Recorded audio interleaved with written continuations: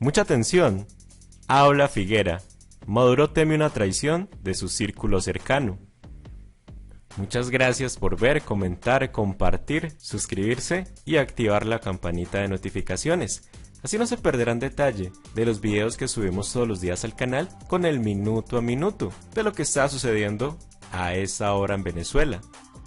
En entrevista exclusiva para el programa Venezuela sin Fronteras, conducido por Eliangélica González, el líder militar de la rebelión del 30 de abril, hoy en el exilio después de huir, cuenta los pormenores de la operación que puso en libertad a Leopoldo López y generó detenciones a más de una decena de militares, mientras que otros huyeron del país. El general Figuera asegura que Diosdado Cabello goza de más respeto que Maduro en la Fuerza Armada, admite que es una dictadura la que está en Miraflores y advierte sobre las acciones que estaría tomando el gobernante a lo interno para dar con los conspiradores que están en su propio círculo. Yo no fui el que se salió de la línea, fue Maduro, dice este oficial, quien cuenta que más de una vez le pasó informes con irregularidades que pasaban dentro y fuera de la Fuerza Armada, entre otras cosas, el entramado de corrupción que ha dilapidado el gobierno público. Christopher Figuera confiesa que Maduro está convencido de que la Fuerza Armada está en su contra. Dice que personajes como Michael Moreno, actual presidente del Tribunal Supremo de Justicia, traicionaron el plan del 30 de abril por ambiciones personales. En el caso de Moreno, exigió ser nombrado como jefe de la Junta que se haría cargo del poder, además de nombrar varios ministros. Al ver que no sería posible, se echó para atrás.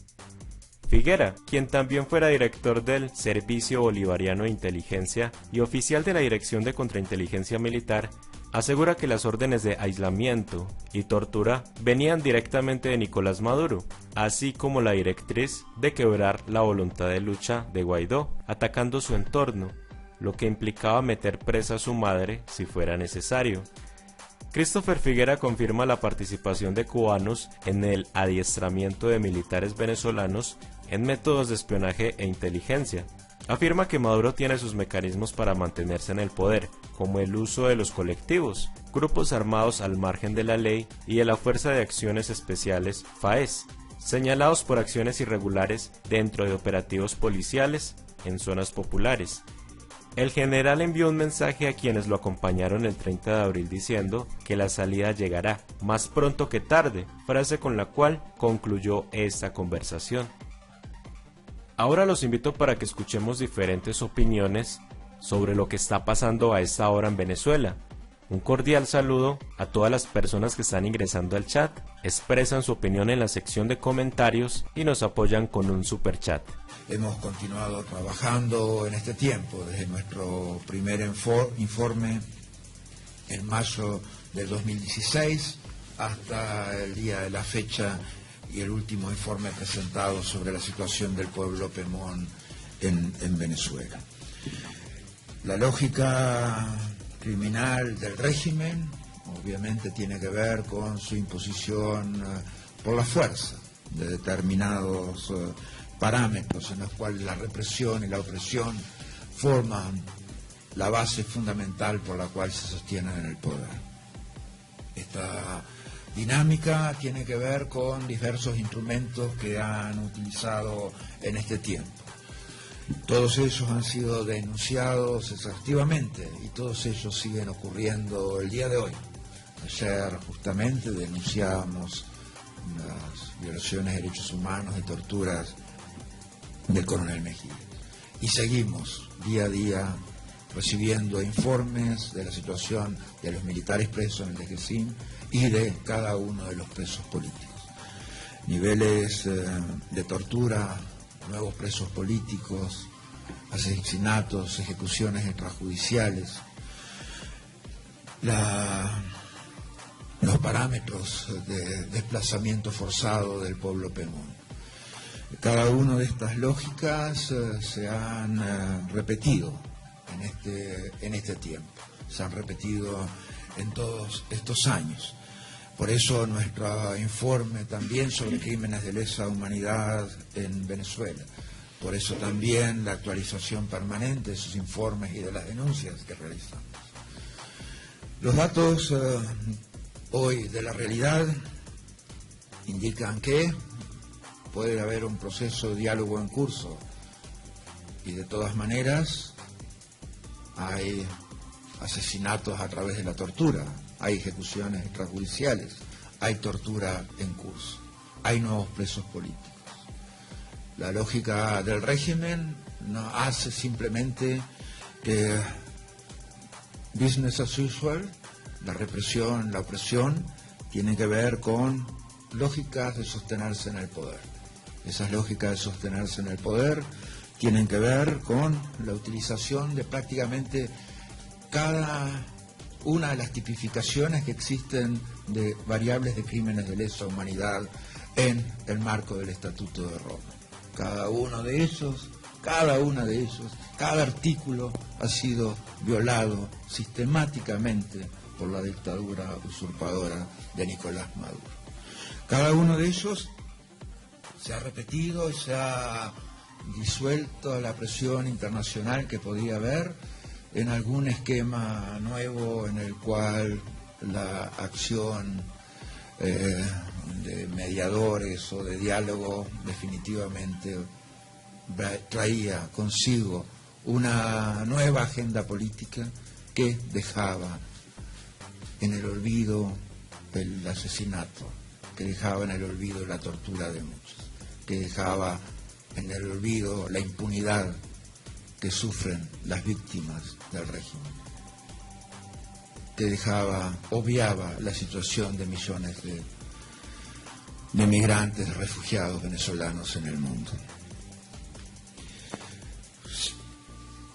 Querría concentrarme brevemente en lo que hemos presentado más recientemente.